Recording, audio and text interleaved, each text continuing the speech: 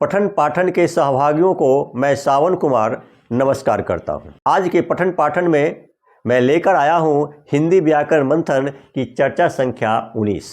चर्चा संख्या 19 में आज हम चर्चा करेंगे कर्ता और क्रिया के मेल संबंधी नियम ख के उपनियम 7 पर।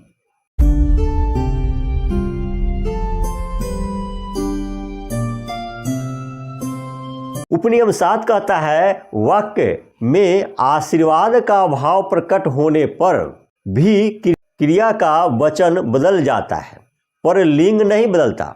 जैसे अज्ञार्थक क्रिया वाले वाक्य में अज्ञार्थक क्रिया के वचन बदल जाते हैं पर लिंग पर कोई प्रभाव नहीं पड़ता है, ठीक वैसे ही जिस वाक्य में आशीर्वाद का भाव प्रकट होता है उसके भी वचन बदल जाते हैं पर लिंग पर कोई प्रभाव नहीं पड़ता।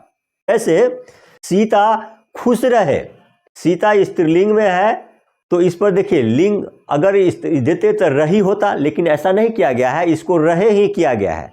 इसके वचन जो है में अनुस्वर नहीं दिया गया है, इसीलिए यह एक वचन का प्रतीक है और लिंग का इसमें कोई प्रभाव नहीं दिखाया जा रहा है। उसी तरह से लड़के खुश रहे, लड़के बहुवचन में है, इसीलिए रहे पर अनुस्वर दे करके बहुवचन का बोध कराया जा रहा है।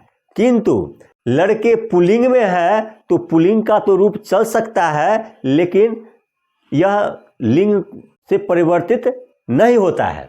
जैसे और उदाहरण देख लीजिए, बच्चे चिरंजीव हो, बच्चे बहुवचन में है, इसीलिए उसकी क्रिया होज पर अनुस्वर दे करके बहुवचन का प्रयोग किया गया है, लेकिन इसमें लिंग का कोई प्रभाव नहीं है। यूँ तो बच्चे पुल्लिंग है, पुल्लिंग का प्रभाव दिखा सकते हैं, लेकिन इस पे लिंग का कोई प्रभाव नहीं है। उसी तरह से छात्रा चिरंजीव हो, अब यहाँ पर देख लीजिए छात्रा स्त्रीलिंग में है, एक वचन में है, तो हो जो है सो एक वचन में दिखाया है, किंतु स्त्रीलिंग के लिए यहाँ पर कोई भी चिन्ह नहीं दिया गया है। हो चिरंजीव होने से छात्रा कर्ता जो है सो स्त्रीलिंग है या पुल्लिंग है इसका बोध नहीं होता है।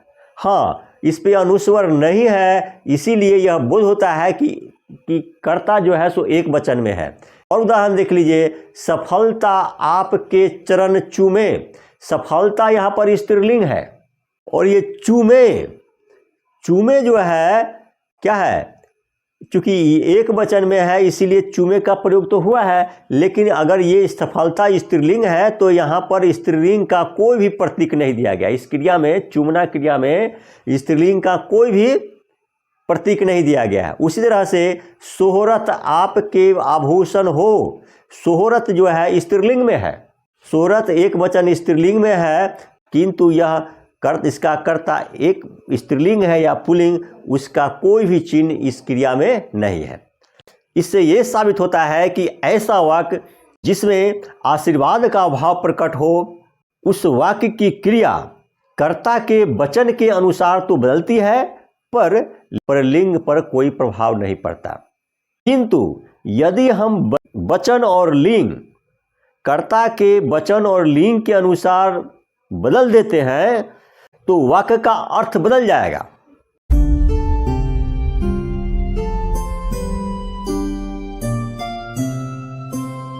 इसीलिए हम क्या कहना चाह रहे हैं, आप क्या भाव प्रकट करना चाह रहे हैं, उसको ध्यान में रखकर ही वाक्य के क्रिया के लिंग और वचन में अंतर लाना चाहिए। जैसे सीता खुश रही, यानी यहाँ पर किसी काम के होने का बोध होता है, यानी सीता को खुश रहने का बोध होता है। उसी तरह से लड़कियाँ खुश रहें, लड़कियां बहुवचन स्त्रीलिंग में है और यहाँ पर रही लगा के अनुस्वर देने से क्या हो गया कि बहुवचन स्त्रीलिंग का बोध हो गया। इसका मतलब ये हुआ लड़कियां को खुश रहने का बोध हो रहा है। उसी तरह से सफलता आपके चरण चूमती है, एक काम के होने का बोध हो रहा है। उसी तरह से शोहरत आपके आभूषण होती है, यहाँ शोहरत स्त्रीलिंग है, इसीलिए क्रिया भी ती का प्रयोग किया गया। एक वचन में है, इसीलिए अनुस्वर नहीं दे करके एक वचन का प्रयोग किया गया है। इससे ये साबित होता है कि शोहरत को आभूषण के रूप में होने का बोध होता है।